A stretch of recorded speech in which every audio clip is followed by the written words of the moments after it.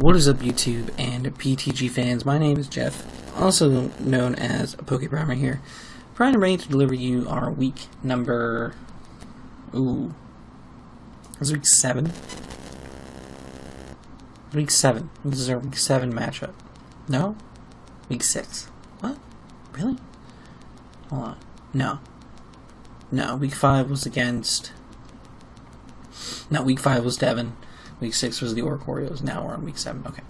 I'm pretty sure I'm right. If I'm not right, then whatever. But I'm pretty sure I'm right. Well, we are here for our week 7 matchup against Akin and the Borussia Boltunds. You can take a look at his team right here. It includes Lumberjack, Thunderous Therian, Volcarona, Glastrier, Reuniclus, Toxicroak, Galarian Moltres, Inteleon, Beautifly, Hitmonlee, and Medicham. So, interesting swan. Very interesting swan. A lot of things that scare me. Volcarona, obviously. Even though I do have a decent chunk of water types, it does obviously get Giga Drain, so it can beat me down in that way. And it's just, it's such a strong mon to deal with. So, not something I'm looking forward to. Thundy can be annoying just because of its electric immunity. I do have several electric types on the team, so that's also problematic. Lopunny just hit so hard, got so many buffs this generation, despite, and yeah, it's just strong. Plus it has access to the things that it didn't lose, so that's fun too. But, now, other than that, like, you know, Toxicroak, Dry Skin can be annoying for my waters. Galarian Moltres is always a problem. It's such a strong mon. Definitely going to be annoying to deal with that thing for sure. Hitmonlee hits really hard, and that's the things that I'm mainly worried about. I have plenty of things to deal with the rest of the team, but even still, they're all going to be threats now. Let's go over to my team that I'm bringing, and first things first, I do not know what happened here. I know there's supposed to be a 4th move in this slot. This team builder is taking place after the match. Obviously, I'm not going to spoil the match for y'all, but this was not fixed by the time this was not fixed in the battle. I did not notice this until the battle started, and I scrolled over Sceptile near the beginning of the match to be like, oh, do I have anything for this particular mod? Oh, I don't. Why don't I? Oh, I don't have anything at all on this slot. Cool. So I don't know what happened here. I genuinely have no idea what this was supposed to be. If there was even a move here to begin with. But, yeah. My Sceptile went into this game with 3 moves. You'll just have to wait and see if that comes into play. But we have Mega Sceptile here. Max special attack, enough speed for the Mega Lopunny, making us faster than everything on his team. And then we had 80 into our attack. Just threw that the remaining 80 into attack because I wanted to give our Rock Slide the best chance it could possibly have to get as much damage off as possible. And Rock Slide smacks... It hits a lot of members of this team super effectively. Thundy, Volcarona, Glastrier, Galarian Moltres, Beautifly, which, if Beautifly comes, then I don't know what he's doing. So, I want, at least that gives me a little bit of extra oomph behind that Rock Slide. But mainly I'm probably just going to put Dragon Pulse most of the time, because he doesn't have a Fairy type. So the goal is to kind of just click Dragon Pulse and smack things super duper hard. Pretty straightforward, nothing too special with Sceptile here this week. Moving onward, we have Spikey Burb, Yachi Berry with static ability. Looking at his team, he has 0 hazard setters, so I was able to, for once, run Zapdos without boots, which is cool. do like running non-boots Zapdos. So we got max HP, 96 into defense, and 160 into special defense.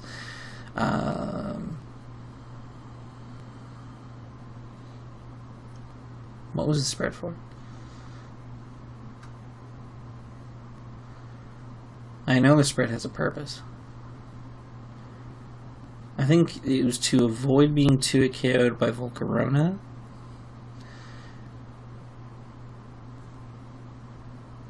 Brave Bird KOs Volcarona straight up, I'm pretty sure. If I remember correctly, Brave Bird was our best bet against Volcarona. I'm pretty sure I'm not 2-hit KO'd by Volcarona at +1. I'm not entirely sure. And Brave Bird does. Guaranteed 2-hit KO it. Or I feel like the Spadef was just thrown extra. And I feel like the defense was for Mega Lopunny. I'm going to say the defense was for Mega Lopunny to prevent being 2-hit KO'd by Mega Lopunny. Yeah, I'm going to say that was probably it. And the Yachi Berry was for a mix of either Hidden Power Ices floating about, or it was for like Triple Axle / Glacier if necessary. But we went full physical Zapdos because I thought it would be fun. I just felt like a matchup for it. A bunch of Quiver Dancers and stuff like that. So it would be nice to test it out. See if I can make it happen. Excuse me. Like, you look at things like Hitmonlee, which has much more Spadef than Fizdef. You look at Volcarona, which Quiver Dances. And you look at, like... Actually, I don't even know why I went with Physical Zapdos, to be completely honest. I threw the Brave Bird on there, I'm pretty sure, just as like a way to deal with Volcarona, but then I just kind of went full on with it. So, yeah, fun set. We'll see if it does anything. Next up, we have the legend of our team, the GOAT, Morpeko, No Talk Mihengi, the Morpeko, Life Orb. Look at his team. Look at the moveset on Morpeko, and tell me how he stops Morpeko. Obviously, like, if he gets like the certain mons in on certain turns, it's a little bit more problematic. Like, Aura Wheel isn't going to be doing as much. Like, if he has Hitmonlee or in on like the dark turn of Aura Wheel, obviously that's a problem. But as long as I get my speed up, or if he's not like super boosted at the point, I get Psychic Fangs to kill him, which would be nice. But if he gets something like Thundy in on the electric type turn, Ice Fang's not going to kill him. It's like Parting Shot out. But once this thing gets going,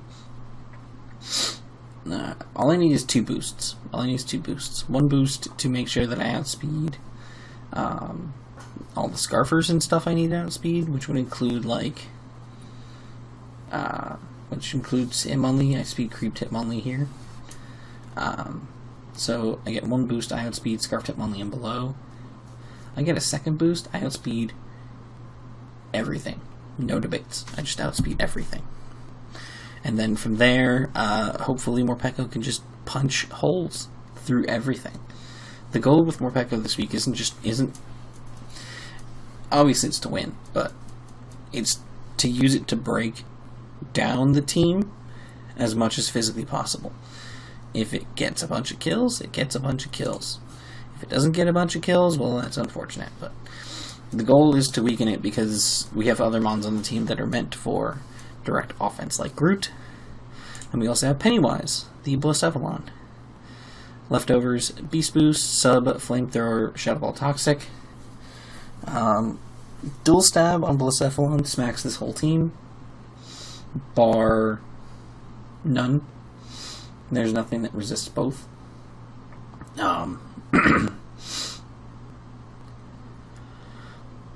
The Toxic is mainly there because, like, obviously there's a lot of things we can force out, right? We can force out Reuniclus, we can force out Beautifly to an extent, potentially force out things like Thundy or Volcarona or Glacier, and once they're forced out, then we're good to go. We get a free sub up. You start getting our leftovers recovery. And then we just start clicking our attacks, or if Galarian Moltres is the direct response, we Toxic that thing immediately before it can sub up and start boosting on us and yada yada yada, because that's what Galarian Moltres is known for. It just boosts up and messes up your day, so I'd rather not let that happen. Even if, like, this thing has to go down in order to get the Toxic up, we're gonna do it anyway. But yeah, this thing outspeeds Thunderous Therian and everything slower.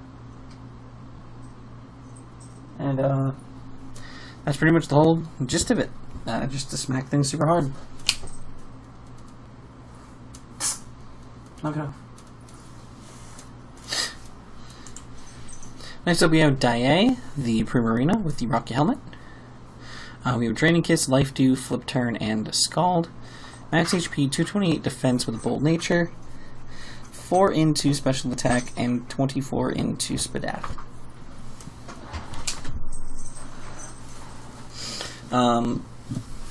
Aside from the 24 Spadaf, I know for a fact that this all has purpose. The defensive investment was to make sure that we are not too KO'd by Megalopunny. This is one of our 2 Megalopunny responses, which is cool. It also kind of serves as a Hitmonlee response. Obviously, Hitmonlee has Poison Jab, but not that big of a deal. And then with 4 investment, genuinely, it only took 4 investment. Draining Kiss became like a god tier move. Like it did enough and basically allowed us to recover off all damage, aside from like super effective Thunder Punches that Megalopunny could do to us. So even like returns, high jump kicks and stuff, we recover those off with Draining Kiss, which is really nice. We could also Life Dew up in its face as well, if we don't want to click Draining Kiss. We have Flip Turn for momentum purposes, and Scald just to potentially catch some burns. Pretty self-explanatory set, just a physically defensive, tanky Watermon to soak up hits. That's what it's here for, and I'm sure it'll do its job. Last but not least, we have Lumberjack, the Haxorus with the Lumberry, Mold Breaker, Scale Shot, Close Combat, Outrage, Swords Dance. Lumberry was, I believe... Lumberry I went for What did I go for Lum for?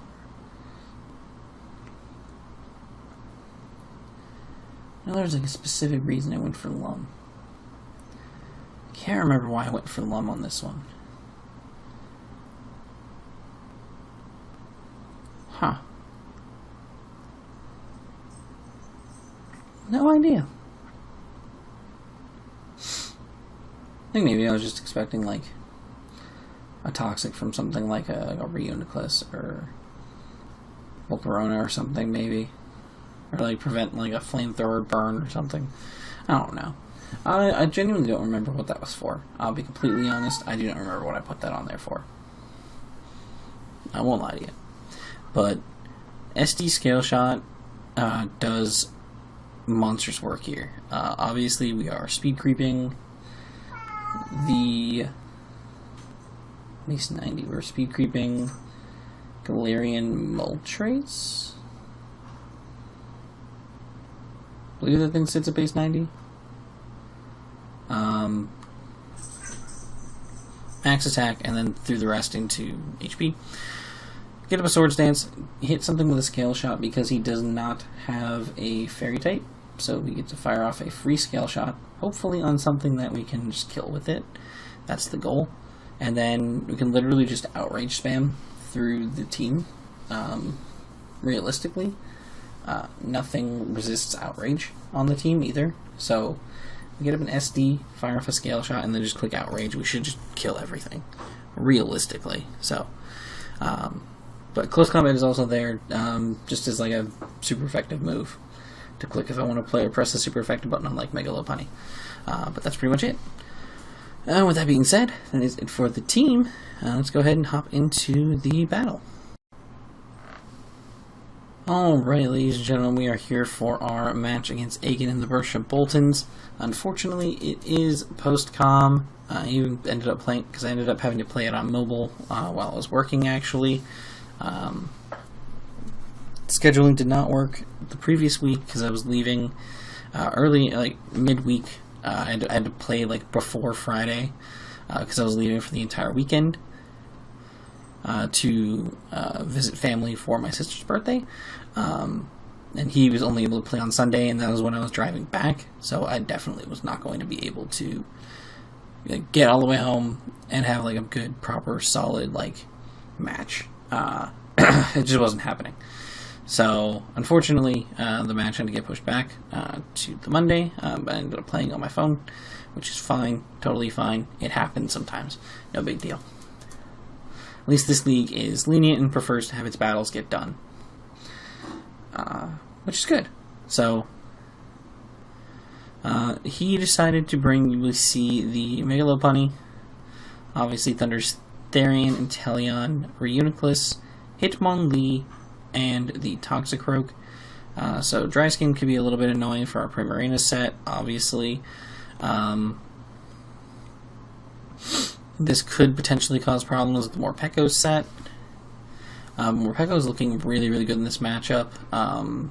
Obviously, we have our checks to Megalopunny.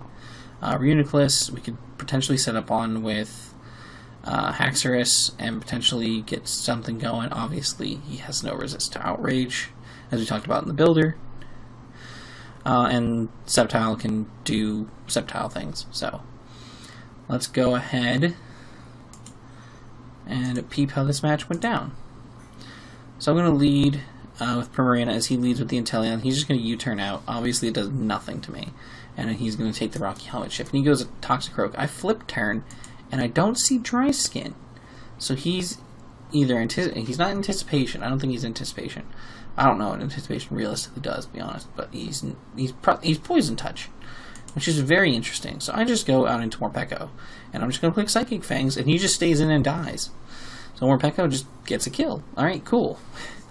Fantastic. He goes into the Lopunny. I'm going to go immediately back to Primarina. He forgets to Mega Evolve, which technically is a disqualification, which would be a 3-0 win for me. But you'll see why it's not going to be a 3-0 win.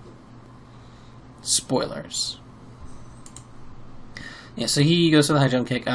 Even if he had Mega Evolve there, by the way, it wouldn't have really mattered. It would have been a difference of an extra, like, 10% maybe? And that's pushing it? Like, maybe 10%.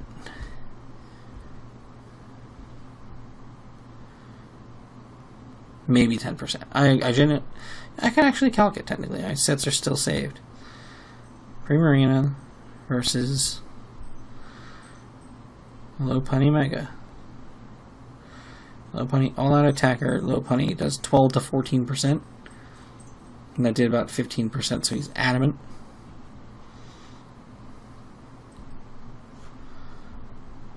Yep, that looks like adamant. Then we switch it over to Mega Lopunny. High jump kick does 29 to 34. So, okay, about like an extra 15%. Which, realistically, based upon my set, that doesn't realistically matter, I would say. I don't think it doesn't change the game, and you'll see why. So the Lopunny's going to U-turn out, obviously, because it can't do anything. Takes the extra Rocky Helmet chip. I will not complain. And I'm just going to life do up here. He U-turns out with the Inteleon. Again, I'm not sure what his goal was with all of the U-turning. But I was like, I get a free flip turn here. I have no reason not to. And I get to go into Morpeko, and then he switches to his Dark form.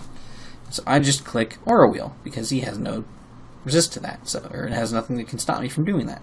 So now I'm +1 speed. I'm faster than this Lopunny. So I'm just going to click Psychic Fangs, and he goes into the Thundurus. Thundurus takes a crap ton of damage, and now I'm Dark Aura Wheeling again so I can kill the Thundurus. Now I'm at +2. I outspeed everything guaranteed, no matter what. Goes into the Hitmonlee as I I think he was predicting me to go straight for the Psychic Fangs there, which is understandable, because obviously he's weak to that, but I calced it real quick, and Aura Wheel, Electric Aura Wheel from Morpeko does like 119 min to Hitmonlee. Like, it's his physical defense is so poor, it just murks him. So I didn't have to do that. I just clicked Aura Wheel, get another speed boost, and then I switched back over to my Dark typing, and now I can kill the Reuniclus. Switching back to Electric typing again, I can just go ahead and Aura Wheel and murk the Lopunny. Get rid of that thing. We're down to 32% health. He goes into the Hitmonlee, and I'm just going to Psychic Fangs and kill it, because Psychic Fangs does guaranteed kill, obviously. And then now I'm Electric type Morpeko, and I can just kill the Inteleon. So, Morpeko just got a 6-0. I genuinely don't even know what to say in regards to what just happened. Morpeko just kind of ate his whole team. I definitely think that, like, he misplayed a bunch around it. Like, he tried to overpredict it a bunch, and, like, if he had just seen the kind of damage it was doing, like, you just kind of... One, this is why I calc all the time when I play. I like to have my calcs. I like to calc. So I always know, like, I'm in my best possible position. But, like, he bounced around a lot in this match, and did kind of took a lot of unnecessary chip in, like, ways he didn't need to. Like, do not know why when he U-turned out with Lopunny that he went back into Inteleon. Like, I don't know what the purpose of that was. Like, realistically, right there, you turn out and you go to Thundurus, right? In my opinion, you go to Thundurus there, because Thundurus forces Primarina out and puts you in a more favorable position. That's in my opinion, at least.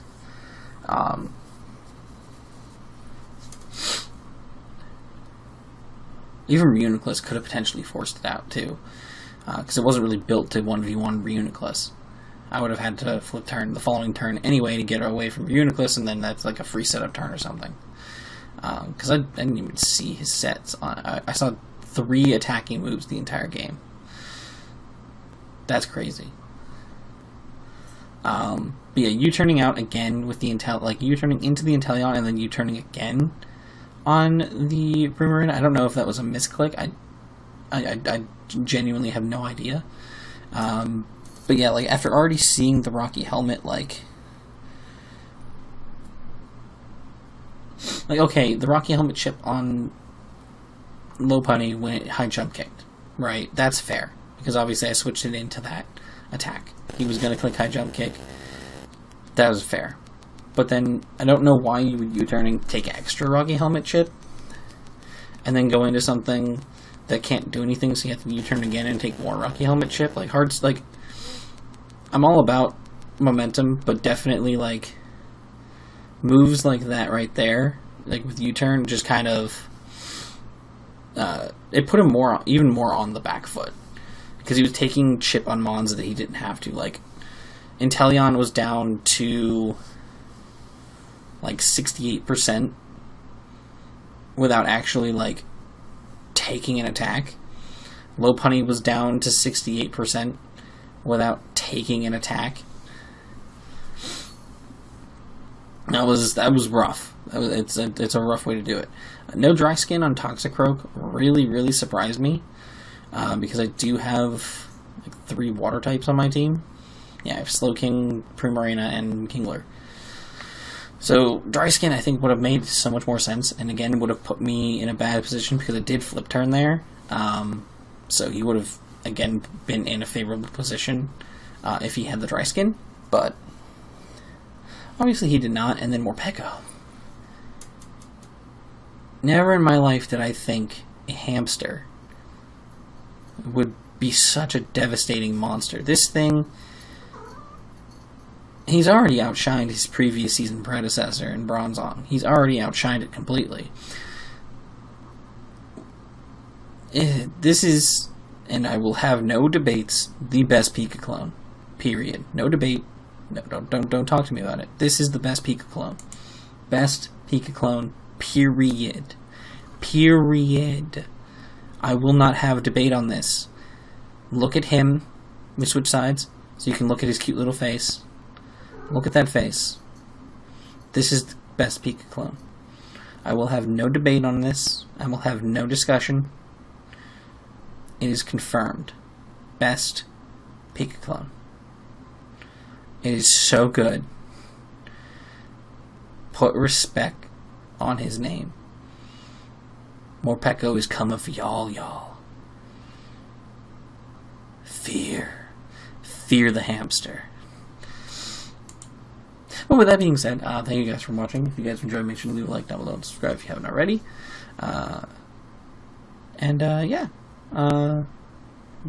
Hopefully more Pekka will be able to continue its reign of terror. Next week we take on Haroon and the Enkar Arcanines, so that's going to be a fun little matchup. And look forward to it. Right, it's Heron? Yeah. Okay. Yeah, Heron and the Enkar Arcanine is going to be a lot of fun. Was a really tough competitor last season, so hopefully he gives us another really stellar battle. But till then, I'm PokePrimer, signing off. Peace.